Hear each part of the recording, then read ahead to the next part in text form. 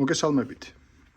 დღეს მინდა რომ M4-ის ან AR-15 ინგლისურად როგორც ითქმის, ამ სტილის იარაღის აწყობის ვიდეო რომ გადავიღო. ეს ვიდეო ორ ნაწილად იქნება გაყოფილი, ერთ ზემოთა ნაწილის აწყობა და მერე ქვემოთა. ერთი ვიდეოსთვის საკმაოდ ბევრი ინფორმაცია იქნება და გრძელი ვიდეო იქნება. ერთი სასაცილო ის არის, რომ ამერიკაში მარტო აი ეს ნაწილი, აი ეს ითვლება თოფად. ყველაფერი დანარჩენი აქ რაც არის, ეს ყველაფერი შეგიძლიათ რომ პოსტით შეიძინოთ, ეგრევე მოვა სახლში და არანაირი საბუთები არაფერი არ არის საჭირო. მარტო აი ამ ნაწილშია საჭირო. როგორც ვთქვი, ეს მინდა რომ ამ ზემოთა ნაწილებზე გადავიღო დღეს ვიდეო და ეს ქვემოთა შეიძლება ხვალ ან მომავალ რამდენიმე დღეებში მაგაზე გადავიღო. აი აქ ლამაზი სქემატიკაა ზუსტად აი ამ იარაღის და გაიგებთ როგორ მუშაობს, იმედია ვინმეს რამაც მაინც ვასწავლი დღეს. ამ თემაზე ბევრი ვიდეოებია ინგლისურ ენაზე, მაგრამ ქართულად ვერაფერი ვერ ვიპოვე. ბოდიში იმაზე რომ ბევრი სიტყვები ახლა ეს ტექნიკური სიტყვებია, ინგლისურად ვიცი, მაგრამ ქართულად არ ვიცი როგორ ითარგმნება. ამერიკაში მაქვს ნასწავლი ეს ამ იარაღის აწყობა და დაშლა, ხო და ახლა ქართულად არ ვიცი, თუ რამე ვერ ვთქვი ნორმალურად, გთხოვთ კომენტებში დაწეროთ როგორ ითქმის. ასე რომ ვიდრე დავიწყებთ, ახლა ტელეფონს დავაყენებ. მინდა რომ დავიწყო აი ამ ზემოთა ნაწილებზე. ზემოთა ნაწილის ნაწილებზე. ეს საკმაოდ ადვილია. მარტივი უпростоრად. დავიწყოთ აი ამ წინა forward assist ქვია ინგლისურად, ასე რომ წინ წამყვანის მომხმარე თუ ხო რა ეგრე ითარგმნება. და ამისი დანიშნულება რა არის? მაგალითად, ბევრ M4-ებს ნახავთ, რომ ეს არ აქვთ. ეს საკმაოდ ის არის რა, არ არის საჭირო. საკმაოდ ზედმეტია თუ ომში არ ხართ და თუ მტვრიან და ტალახიან ადგილებში არ ისვრით იარაღს. ამისი დანიშნულება ერთი ის არის, რომ ეს bolt carrier-ი, ამასაც დავშლი და გაჩვენებთ როგორ მუშაობს, მაგრამ აი ეს არის სადაც აი ნემსი აქვს, ტყვია ამას ხვდება, ეს ლულაში იკეტება. ხო და ვნახოთ ახლა ამისი დანიშნულება რა არის. ვთქვათ რომ ძალიან ტალახიანია თოფი, გაჭუჭყიანდა და ეს მთლიანად წინ არ მიდის. ხო? ამისი დანიშნულება ერთი ის არის, რომ აი ამას დააწვევით და აი ხედავთ წინ მიდის. კბილანები აქვს. აი ეს ახლა მთლიანად წინ არის. მაგრამ აი თუ აი აქამდე გაიჭედა, მიაწვევით და აი წინ წავა. ამითი დაეხმარებით ამ პრუჟინავს, რაც ეს ამუშავებს თოფს, მაგრამ მაგასაც მე დეტალებში ავხსნი. აი ეგ არის ერთადერთი ამისი დანიშნულება. ეს არ მოყვა ახლა გაკეთებული, მე გავუკეთე ახლა რამდენიმე წუთის წინ. ზოგჯერ საკმაოდ აწვალებს ადამიანს. ეს პატარა რკინა აქვს, უნდა ამაში შეჭედო და ეს ნახევრად უნდა იყოს ესე მიწეული წინ. ძნელი იყო რა, ორი ხელი მჭირდებოდა და ეგრე ჩაქუჩით და პლასკაგუბცით მასიტავთ მიაჭერ. და აი აქ შიგნით თუ დაინახავთ, აი ეს გამოდის. და მე აი ეს კბილანებს ამას ხვდება და წინ მისწევს. ეგ არის ეგ. და აი ეს არის dust cover-ი, ამ ტვრის დამჭერი თუ გამაჩერებელი. ხო და აი ამასაც ის აქვს პრუჟინა. ერთადერთი აი ამას წინ გაწევთ. აბა ვიდეოზე ვეცდები. გადავიღო. აი ესე მოდის. ხო? ხო და მე აი ესე უყენებ ხოლმე. ამას თუ დაინახავთ წინ ძალიან პატარა ისა აქვს მცველი, რომ არ გავიდეს სუმთლიანად უკან, იმიტომ რომ ეს ღია ეგ რო არ კონდეს. აი აქედან გამოვიდოდა. აი ესე. ახლა ამ პრუჟინის საქმე ის არის, რომ ეს ღია დატოვოს.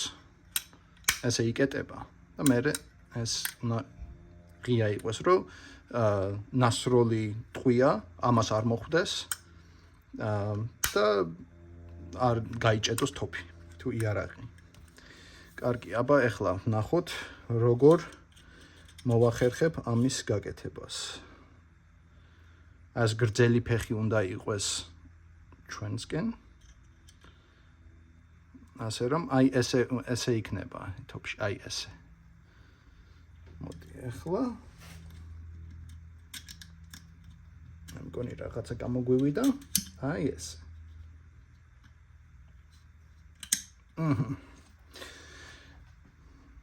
ეს ცოტა უნდა დაჭიმული იყოს, რომ ეს შეეძლოს, რომ ეს გააღოს. აი ეს იკეტება და მე გაჩვენებთ ეს bolt carrier-ი ისევ რაც ტყვიას იღებს არ ვიცი რომ ქართულად აბოიმა არ ქვია, მაგრამ გაჩვენებთ მე. ხო და აი ეს ჭრილი რო აქვს. აი ამას ხვდება და თქვათ ესე იყოს ჩაკეტილი თოფი. უკან გაწევ თუ არა ამას, აი ესე ეს გაიღება და ღია დარჩება, იმიტომ რომ ეს პრუჟინა აქვს.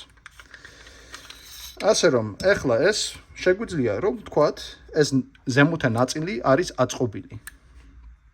იმიტომ რომ მარტო ორი ნაწილი აქვს რა, აი ეს და მე ეს მტვრის მცველი. სხვა ყველაფერი, ეხლა ლულას გავუკეთებთ, გაჩვენებთ ეგ როგორ კეთდება და გადავიტან მეორე მაგიდაზე, სადაც მაგას გაჩვენებთ რამდენიმე წუთში, მაგრამ აი ეს bolt carrier-ი მინდა გაჩვენოთ, ეს როგორ მუშაობს. საჩიჩქნი თუ რაც არის. აი აქ აქვს პატარა ნაწილი, რაც იჭერს ნემს. მე მგონი ნემსი ქვია, ხო? რასაც უკან ტყვიას რასაც ხვდება. აი ეს ნაწილი ხვდება ტყვიას. მე იწყებს ცეცხლი და ეგრე. კარგი, ეგ ნემსი მე რო გამოვა, აი ეს შეგვიძლია მოვატრიალოთ. და ესეც გამოვა ესე. და აი ეს არის ალბათ ყველაზე მთავარი ნაწილი, ხო? აი ეს იკეტება ლულაში. და წნევას ზრდის და აი ნახოთ ახლა ზუსტად აი ესე იქნება. აი ჯერ გაჩვენოთ ლულას ხო ჭრილები აქვს უკან. ხო და აი ეს იკეტება ამ კბილანებში. და ეგ არის მიზეზი, რატომაც ეს წნევა არ აფეთქებს თოფს, ხო? ეს რო იკეტება, ეს უკან არ ვარდება, ეს წნევა იზრდება ლულაში და ტყვია გადის მერე წინ. ასე რომ აი ესეა ეს აწყობილი. ეს არის ყველაზე ჭუჭყიანი ნაწილი თოფის, ბევრჯერ არა, მაგრამ ხშირად უნდა წმინდავდებთ ამ ნაწილს. იმიტომ რომ სხვანაირად გაიჭედება თოფი და არ იმუშავებს რა. ასე რომ კარგი, ახლა ეს ავაწყოთ, ეს უკვე შევწიეთ წინ. აი აქ აქვს ხვრელი, სადაც ეს ნაწილი ჩავა. ინგლისურად ამას ქვია cam pin. ქართულად ზუსტად არ ვიცი. მაგრამ ეს თუ აი შეგნით ხედავთ ხო აქ სინათლე გამოდის. მაგას უნდა ხედავდეთ, ვიდრე ამ ნემს უკან ჩადებთ. აი ესე. ეგ ნემსი რო იქნება თავის ადგილზე, აი ამ დამჭერს პატარა ნაწილს. აი ესე შეწევთ უკან და ავაწყეთ ისევ. კარგი, ახლა მზად ვართ იმისთვის, რომ ეს ზემოთა ნაწილი upper receiver, როგორც ინგლისურად ქვია, ეს ლულა შევდოთ შიგნით აქ. საკმაოდ მჭიდრო აი ესე. და ეს ხომ უნდა დავიჭიროთ, რომ მოუჭიროთ ეს ლულა ამ AR-15-ს. აი ეს. აი ახლა ეს ზემოთა ნაწილი upper receiver, როგორც ინგლისურად არის, და ეს ლულა მაქვს ჩაკეტილი სპეციალურ დანადგარში და აი ესეთი ზეთოვანი მაზი თუ არ ვიცი ახლა რა ქვია ქართულად, მაგრამ აი ეს უნდა წაუსვათ ამ ხრახნებზე, თორემ შეიძლება რომ ეს ხა ალუმინი არ ჟანგდება, მაგრამ მაინც რომ დაიცვას ბუნებისგან. გადმოვედით ახლა მეორე მაგიდაზე, სადაც ცოტა ვიწროა, მაგრამ შეგვიძლია ვიწრო ფართობი. ეს ნაბიჯი არის ალბათ ყველაზე შეუწვდომი ბევრი ადამიანისთვის. ხელსაწყოები და ინსტრუმენტებია საჭირო ისეთი, რომ აი ზუსტად იცოდე რა ბრუნვის მომენტით უჭერ ამ ხრახნს რა, ამ ბერლნად, როგორც ქვია. ეს არის ძალიან საჭირო ნაბიჯი იმისთვის, რომ უსაფრთხოება დაიცვათ ამ იარაღით და ნორმალურ ზომაზე იყოს მოჭერილი, არც ძალიან მაგრად არ იყოს და არც ცოტად. ასე რომ, აი ეს არის საზომი. ბევრნაირებია, მაგრამ მე ეს ელექტრონული მაქვს. ეხლა უჭერთ 48 ნიუტონ-მეტრით. ნიუტონით რა. მე ეხლა ინგლისურად foot pound-ებში მაქვს, იმიტომ რომ ეს ამაზე არ ვიცი ნიუტონ-მეტრები თუ არის. foot pound-ებში 35, ასე რომ ეხლა ხედავთ 6.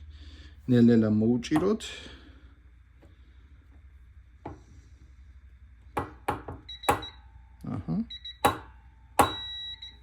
ეს არის 35.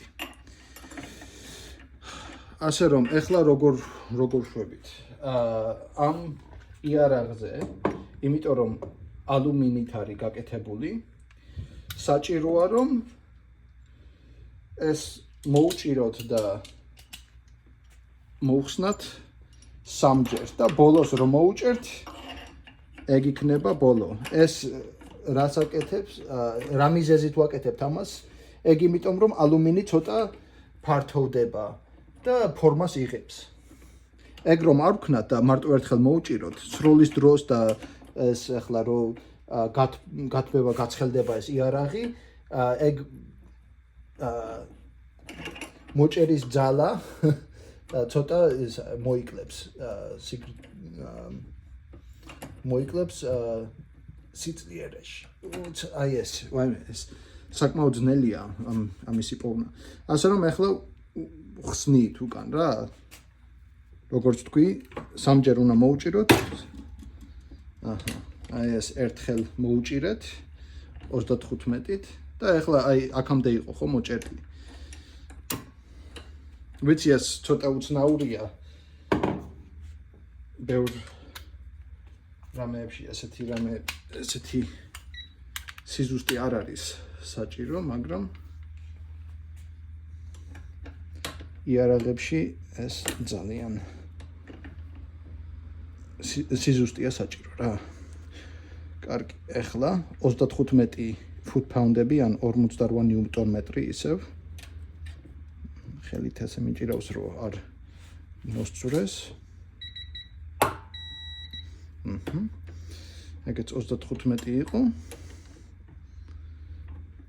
იგივე იმითი არ მინდა რომ მოუშვა, იმიტომ რომ მარტო ერთი მიმართულებით უნდა გაზიზომოს. თორემ სიზუსტეს დაკარგავს ეგ ინსტრუმენტი. და ეგეთი რამეები მაქვს ნასწავლი YouTube-ის ვიდეოებით და რამე ხალხთან მაქვს ნალაპარაკები. მაგიტომ მინდოდა რომ აი ქართულად ჩამეწერა რა, რომ თქვენც იცოდეთ ესეთი ფორმის იარაღები როგორ იწყობა, როგორ იშლება. და ბოდიში ეს ცოტა ძნელია ამ კბილანების პოვნა. და მაგიტო მიჭირს.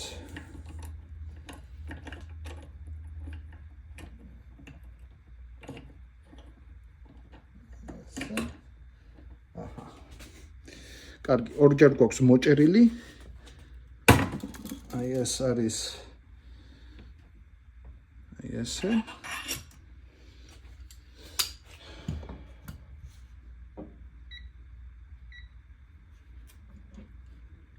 ეგ იყო ხო უკვე ორჯერ მოუჭირეთ და ეხლა მესამე და ბოლოს რომ მოუჭერთ ეს იქნება ამისი ბოლო მოჭერა.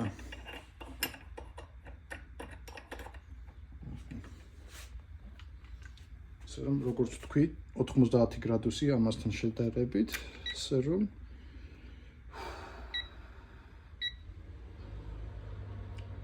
ეს კარგით. ასე რომ ესე იქნება.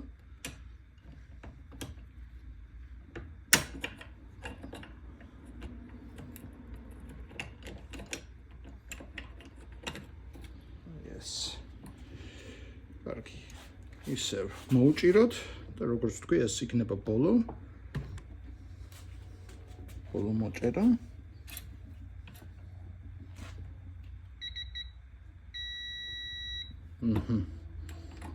გიყო ლულის დაყენება. და როგორც თქვი, ეს არის ალბათ ყველაზე ძნელი არ არის ახლა, ხო? როგორც ყველანაირად შეგიძლიათ რომ ბოლტს მოუჭირო და იგივეა რა, ეს ბოლტი თუ ხრახნი ქართულად. ეგეთი ის არის, დანადგარია საჭირო, მაგრამ სიზუსტეა აი ყველაზე მთავარი.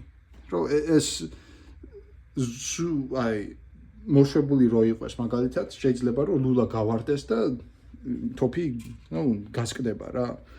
და ეგ არავის არ უნდა.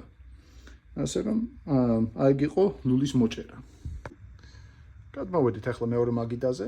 მინდა ახლა ავხსნა ეს გაზის სისტემა, ეს ადვილად ყენდება, მაგრამ რა დანიშნულება აქვს და როგორ მუშაობს, ხო? ეს ნახევრად ავტომატები და მთლად ავტომატი იარაღები თითქმის უყველას სჭირდება რაღაცნაირი გაზი, რა. რომ ეს მაგალითად M4-ზე ეს გაზი აი აქ გროვდება და აი მაგიტო მიდის ეს უკან, წინ და უკან და მე ეგ ტყვიას აიღებს, მე გაისვრის, მე გავა უკან, აიღებს ტყვიას, გაისვრის და ეგრე ციკლშია რა. ხო და აი ეს პატარა ხვრელი აქვს. აი აქედან გამოდის ეს გაზები. ამ ტყვიას რო გაისვრით, აქ ხო ფეთქდება, გაზი ვრცელდება ამ ლულაში, ხო და აქამდე რომ მოვა, ტყვია ჯერ კიდევ აქ არის, ხო? ჯერ ვიდრე ლულიდან გავა. სადაც ყველაზე ნაკლები წინააღმდეგობა აქვს ამ გაზს, აი იქ წავა.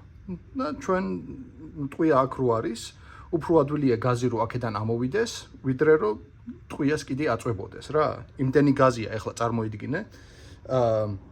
ეს 5.56 556 NATO 60,000 foot-pounds. მე ქართულად გადავთარგმნი, მაგრამ არის ძალიან აი ძლიერი და წნევიანი ტყვია. ეხლა ძლიერი ისეთი არა რომ 50 კალიბრიანს ან რავიმე აი კალაშნიკოვი რო ისვრის 7.62 39 მმ-იანით. ეგეთი ძლიერი არა, მაგას არ ვამბობ. ძლიერი იმითი რომ ძალიან ბევრი წნევა აქვს. და მაგიტომ არის რომ ეგ ტყვია ეგრე სწრაფად მიდის. ასე რომ კარგი, ლულიდან ამოდის ეს გაზი, მაგრამ სადღაც უნდა წავიდეს, ხო? და აი ეს გაზის სისტემა, აი ამას ხვდება რა. შიგნით აქ აქვს ხვრელი, თუ აი დავინახავთ. შიგნით აი პატარა ხვრელი აქვს. გაზი ადის მანდ. აი ეს ფოლადის ის რო არის მილი, აი ამაში გადის და აი აქედან გამოდის. ეგ მე აი ეს bolt carrier-ი, აი აქ ესე ხდება და ეს ხო ვთქვით რომ აი ზემოთა ნაწილშია მეთქი. აი გაზი რო ამაში შევა, ხო, იმ ხელა წნევა აქვს რომ ეს უკან მიდის. და მე ეს დასაწყისში პრუჟინა რო გაჩვენეთ, აი ის იკუმშება და ეს მე აწვება და ტყუიას ტენის ლულაში და ეგრე მიდის რა, მაგრამ ყველაზე მთავარი ახლა ამ ნაწილში ის არის რომ აი ეს ზემოთა ნაწილი უნდა მოვახვდიოთ აი აქ. და ეს წითელი შეიძლება გაინტერესებდა რა არის, ეს არის მცველი რა, რომ ეს ხრახნები არ იმას აქვს, არ დავაზიანო აწყობის დროს. ხმის ჩამხრშობი უნდა დაუყენო ამას, ასე რომ ხრახნები თლად ის უნდა იყოს ძლიერი და პატარა დაზიანებაც კი არ უნდა ქონდეს ზედ. ასე რომ აი ეს მილი ახლა ეს ხო ეს გადავაცდინეთ ამ იმაზე ძალიან აი ზუსტი ზომით უნდა იყოს, რა თქმა უნდა, რომ გაზი აქედან არ გამოვიდეს, ხო? გაზი გვინდა ჩვენ რომ აი ამ მილში დაგროვდეს და გავიდეს უკან. არ გვინდა გაზი რომ აი აქედან რომ პატარა ადგილიდან რომ გამოვიდეს. წარმოიდგინეთ ახლა ხელი რო გეჭიროს, რო ისვრით, კი ესა აქვს, მაგრამ ამას ხვრელები აქვს, ხო? ეგ ცხელი და ეგეთი წნევიანი გაზი რო ხელში მოვხვდეთ, აუცილებლად დაგიზიანებთ თითებს. ასე რომ ეგ არ გვინდა. იცით, შეგიძლიათ რომ აი ესე დახედოთ და თუ სწორია, საკმაოდ დიდია ეს ხვრელი აი ამ გაზის სისტემაში, ამ ლულასთან შედარებით. ასე რომ რამდენიმე მილიმეტრი გააქვთ რა, რომ მაგალითად აქეთ-იქით რომ იყოს გადაწეული, კატასტროფული ის არ იქნება, პრობლემა არ იქნება. მაგრამ ამ ლულაზე, რადგან ხმის ჩამხრშობისთვის არის და წნევა კიდევ უფრო მეტად იქნება აწეული ამ ლულაში, აი ეს პატარა ხვრელი აქვს. ახლა მთლიანად არ არის გახვრეტილი ეს ლულა, მაგრამ ეს ხვრელი აქვს, სადაც აი ეს ბოლტი ხრახნი შევა შიგნით. ბოლოს და ბოლოს ვიპოვე ეს იარაღი, თუ ხელსაწყობი რაც მჭირდებოდა. ასე რომ როგორც ვთქვი, აი პატარა ხვრელი აქვს მეთქი, სადაც აი ეს ხრახნი ჩავა. შეგიძლიათ რომ დაინახოთ ცოტა აი ფოლადის ფერი შეგიძლიათ ნახოთ იქ. შეიძლება ვიდეოზე არ ჩანდეს, მაგრამ ეგ პატარა ჭრილი გარანტიას მოგცემთ, რომ იმ ადგილზეა ეს, სადაც უნდა იყოს. ასე რომ ესენი საკმაოდ ახლა ის ზუსტი მოჭერის სტატიები არ მაქვს.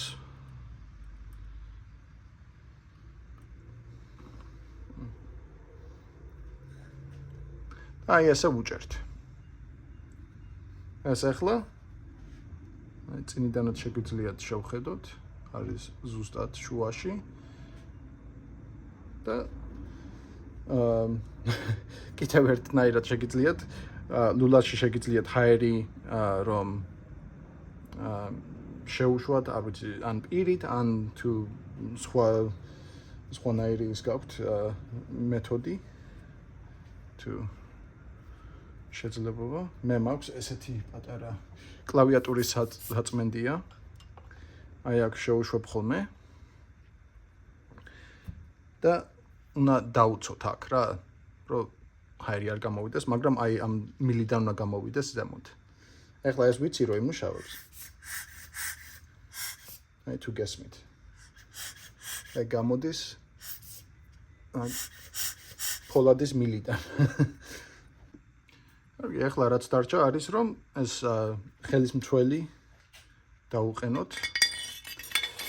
ერთი ის უნდა გაითვალისწინოთ და ეს დამაუწყდა რომ მეთქვა რომ სხვანაირი სტანდარტები არსებობს ეს ხელის მცველებზე რა.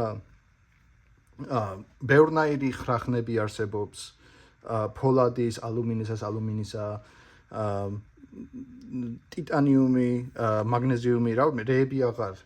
ხო და ის უნდა გაითვალისწინოთ რომ პრინციპში კი იგივენაირი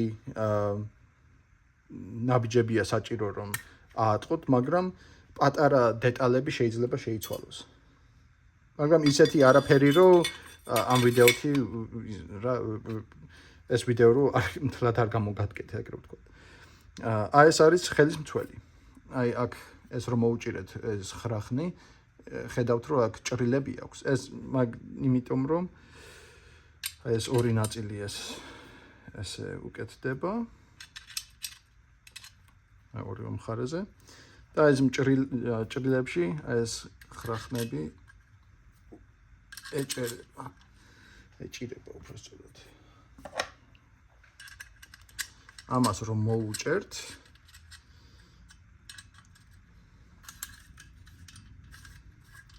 ახლა ამაზე მეტად მოუჭერ, მაგრამ ამ ვიდეოსთვის თლად არ გავგიჟდები. ჭრილები რო აქვს, იმიტომ რომ ეს წინ ვეღარ წავა. და ეს პატარა ყურებისავით აქვს, რომ ეს არ დატრიალდეს. ძალიან მჭიდროდ არის, შეგიძლია ეს ისროლო, რავი, მიწაზე დააგდო და კი შეიძლება ეხლა რა თქმა უნდა არ გაიბზარება, მაგრამ დაიკაწრება და რავი, დაიღუნება, მაგრამ არ მოსწრება. ეგ არის მთავარი. მაინც ფუნქცია ექნება. აი ესე ეჭირება. ხო, აი ესეა აწყობილი. ეს არის აწყობილი, თლად აწყობილი ზემოთა ნაწილი. როგორც თქვი, ამერიკაში ეს შეგიძლიათ რომ პოსტით გამოიწეროთ და მოვა სახში, ააწყობთ და ეგ არის. ეს ქვემოთა ნაწილი ითვლება თოფად, მაგრამ ეს არა. კი სასაცილოა, მაგრამ კანონით ეგრეა. ერთადერთი კიდე რა შეგიძლიათ რომ დავუყენოთ, აი ეს არის ნაპერწკლის მალავი, მაგრამ ამას მეორე დანიშნულებაც აქვს, რომ აი გაზები ამას რომ მოხვდება, წინ წავა თოფი და ნაკელები უდარი თუ ინგლისურად recoil ქვია. ხო იცით თოფი თუ გისვრიათ, უკან მოდის, ზოგჯერ საკმაოდ ძლიერად მოდის უკან მხარზე მოგხვდებათ, აი ეს შეამცირებს მაგას. ეს როგორ ყენდება? ახლა ეს მარტო ამ ვიდეოსთვის ვუყენებ, იმიტომ რომ როგორც ვთქვი, ამაზე ხმის ჩამხრშობი იქნება, მაგრამ აი ეს დავუყენებთ, მოუჭერთ.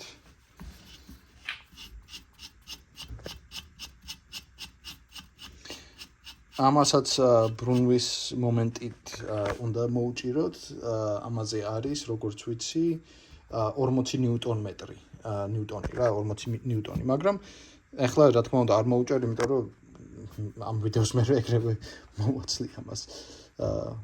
მაგრამ ესეა რა. ხო, ერთადერთი ნაწილი რაც აქ არ მაქვს მაგიდაზე მაღლა და მეზარება ჩამოტანა. აი ეს ხელმოსაკიდი აქ რაც მიდის.